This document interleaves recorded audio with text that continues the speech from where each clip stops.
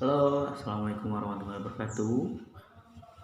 Oke, ketemu lagi dengan saya di sini. Saya akan sedikit mengulas tentang HIV dan AIDS. Bagaimana apa pengertiannya, bagaimana cara penularannya, tidak menular melalui apa, terus apalagi ya, terus bagaimana cara kita mencegahnya, begitu ya. Terus kita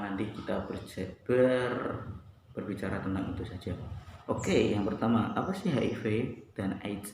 HIV adalah virus yang menyerang sistem kekebalan tubuh, menginfeksi dan menghancurkan sel CD4 ya. Terus apa sih hubungannya sama AIDS? AIDS itu adalah infeksi yang paling akhir dari HIV. Kemudian bagaimana sih cara penularannya? Penularannya itu melalui berhubungan badan seperti seks dengan dengan pengidap HIV ataupun ODA. Kemudian menggunakan jarum suntik secara bergantian, tidak dicuci ataupun dibersihkan ya. Kemudian ada lagi melalui menyusui, ibu menyusui, persalinan ataupun ibu melahirkan, seorang ibu yang melahirkan ya. Kemudian HIV tidak menular melalui cukur rambut. Cukur rambut itu tidak menular.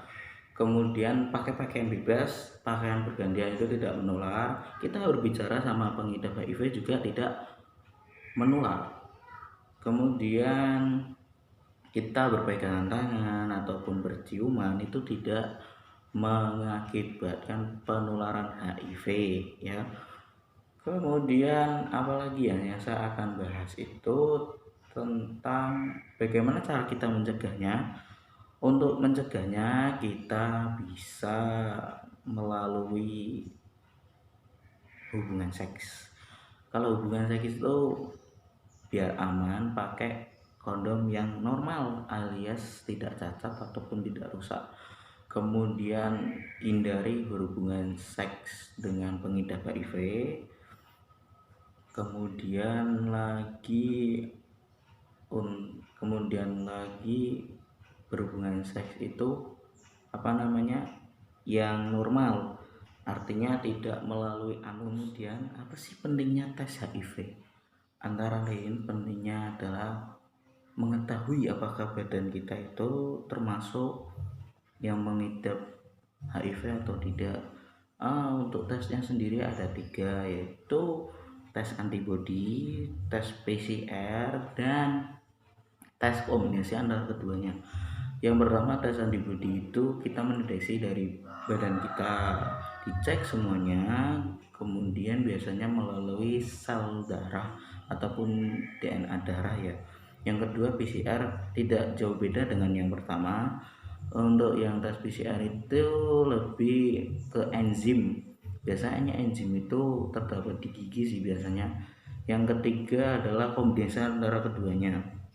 Nah, untuk bagaimana untuk kita menemukan hasilnya dari tes itu, kita biasanya menghasilkan sebuah tes itu paling cepat itu 2 minggu, paling lama sekitar 6 mingguan, begitu ya.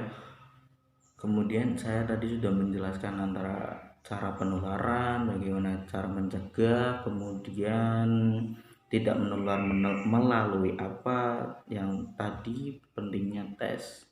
Oke, yang keberapa ini saya lupa. Yang sekarang itu bagaimana sih kita bisa menyemangati orang-orang yang mengidap penyakit ini ataupun bagaimana kita menyemangatinya. Oke, untuk menyemangatinya kita tetap bergaul seperti biasanya. Jangan membeda-bedakan bahwa dia penyakit, bukan. Tetap kita rangkullah mereka, kita ajak bicara, kita ajak bermain, mungkin kita ajak kerja juga bisa.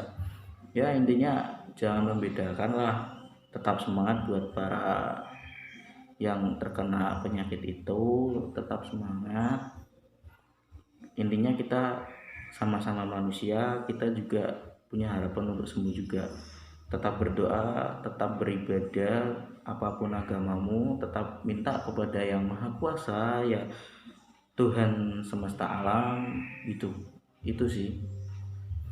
Kemudian yang terakhir dari saya itu cuma mau bilang tetap jaga kesehatan, jaga diri, hidup pola sehat. Itu menggunakan pola sehat itu artinya ya makan, minum buah-buahan, dan jangan lupa minum susu ya guys. Artinya apa? Untuk mengatur semuanya ini perlu adanya perlu adanya siklus hidup sehat yang saya sebut seperti itu sih. Oke, dari saya itu, saya M. Syarif Mubarok undur diri dari video kali ini. Semoga bermanfaat. Jangan lupa jaga kesehatan. Keep healthy guys. Dadah. Assalamualaikum.